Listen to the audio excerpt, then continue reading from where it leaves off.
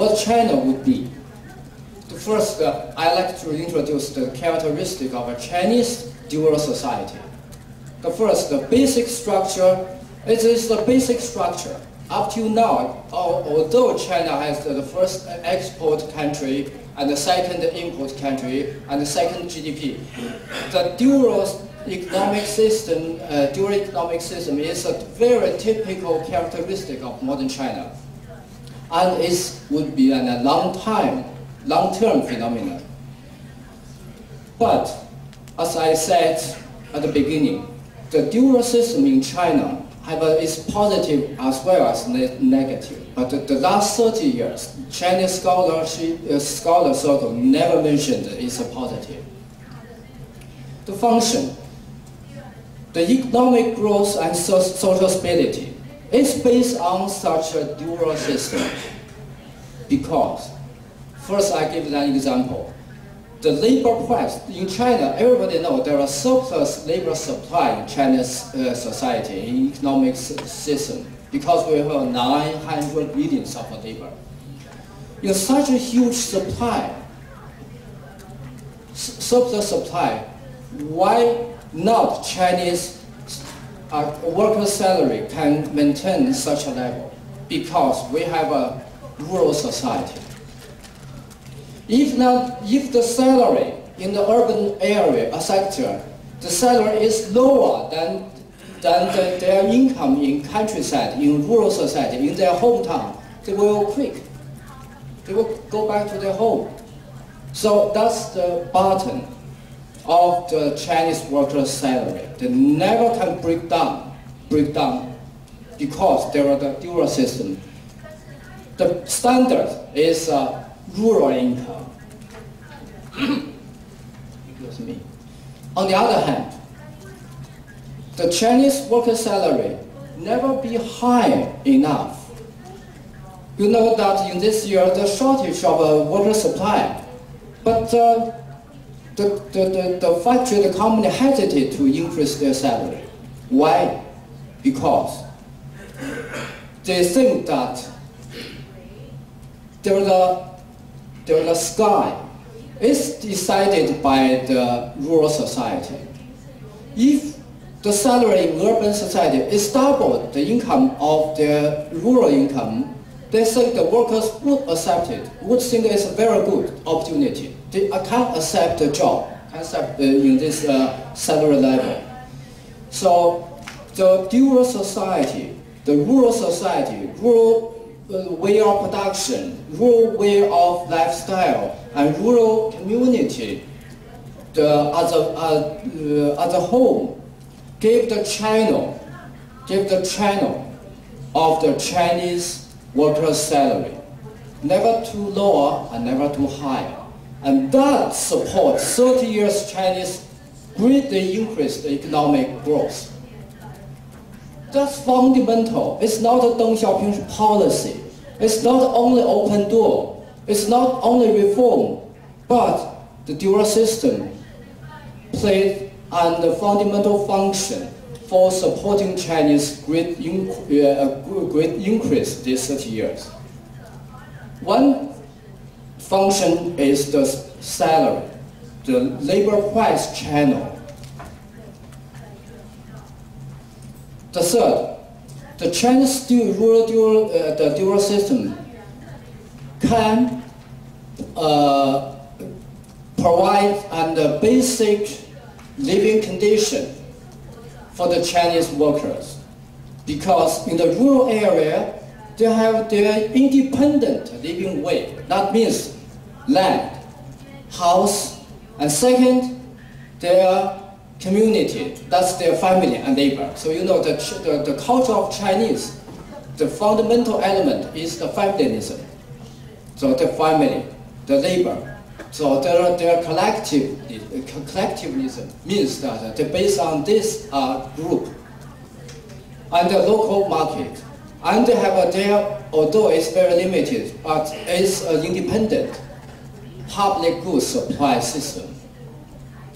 So that's why you can see that in the end of last century and this 2 years and this economic crisis, the China, like other East Asia countries, overnight there were thousands of workers lost their jobs overnight. But in Indonesia, in Thailand, in South Korea, even in Japan, and in Philippines, almost all these countries have a turmoil, and the government craft. But in China, it's tranquil. Why? Because although overnight these migrant labor lost their job in the urban modern economic sector, but overnight they come to their home. They rest. They are waiting for next opportunity. So that's flexible for Chinese economic in unstable period. In this way, now the China can resist even this international financial crisis. You know that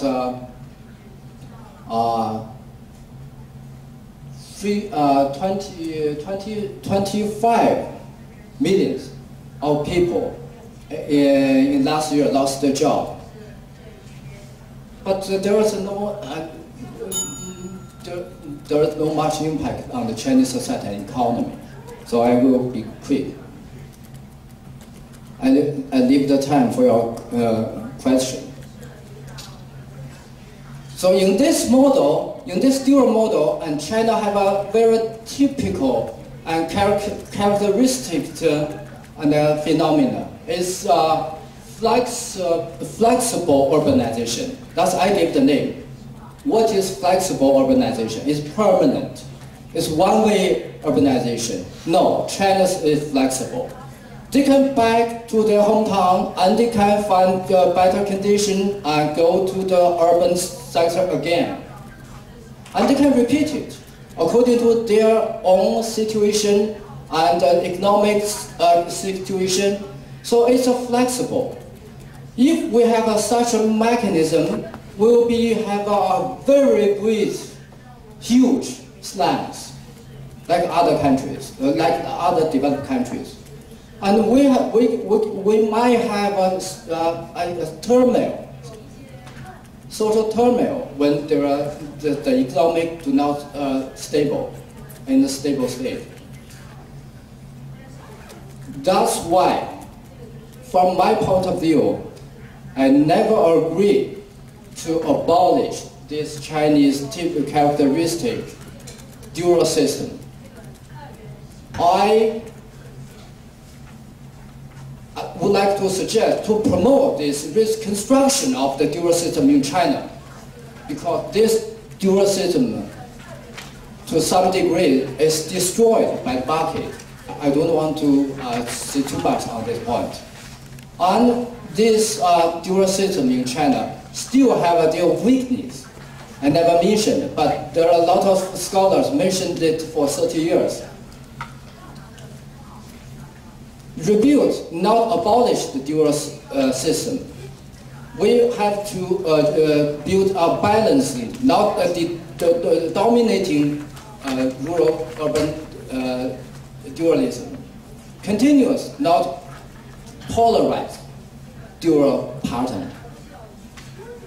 So that's why we have to preserve the household agriculture, not destroy household agriculture and set up a huge and big farm. Preserve the preventing the privatization of rural land. If the rural land be privatized, the household is very easily to lose their land. To refine the flexible urbanization, back and go and back, according to situation and their family and their family's condition. And rebuilding rural community.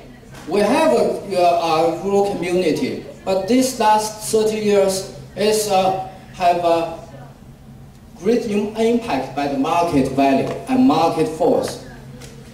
So we have to rebuild. Thank you.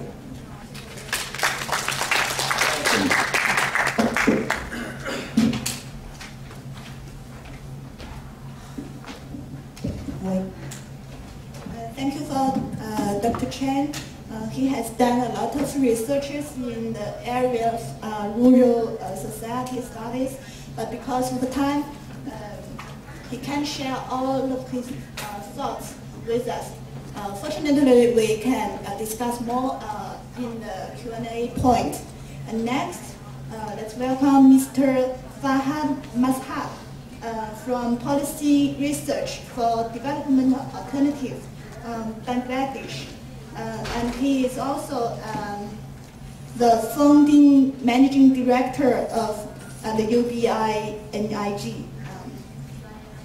He will give us a speech on titled Peasant Movement to Constitute Life-affirming Communities in Bangladesh.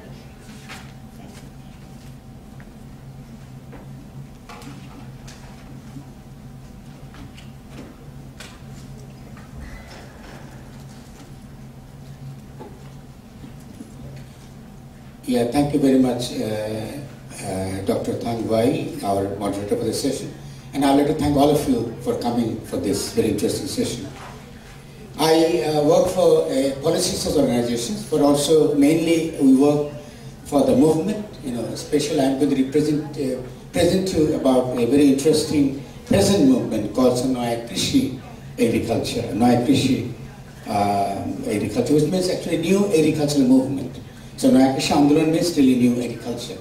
So I'm focusing on the new in a way that the idea of, for example, the traditional and the modern, we think there's a problem in it. So it's not that we're simply romanticizing the tradition, or at the same time we're simply accepting the modern. So it's a critical attitude to both of this, and also deriving a concept of life-affirming. So the critique we make is from the premise of the concept of life, that any activity that affirms the life, which you see as a positive, any activity that actually negates the activities of the life, which we really see the negatively. So before, maybe a few may not be very familiar with, many of you may not be very familiar with Bangladesh. So what I'll do is this, just give you about some idea of it. Bangladesh was known to be an origin of diversity, biodiversity anyway. So many of the rice varieties, brinjal varieties you see around the world, even the chickens, which you see, 60% actually come from, even the chickens is mainly for the hill-tax area. So it's very rich from that point of view. And we are known as a river people. We got three big rivers flows through the Bangladesh, goes to this, Bay of Bengal down there. So this is very important. And usually the land is, flat, more or less.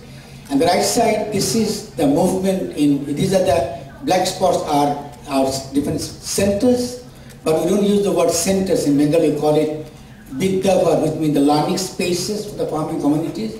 So they come in here mainly to share the knowledge with the other farmer and non-farmer as well, and also very strong place for education, dissemination of the knowledge, and also doing many very interesting form of research.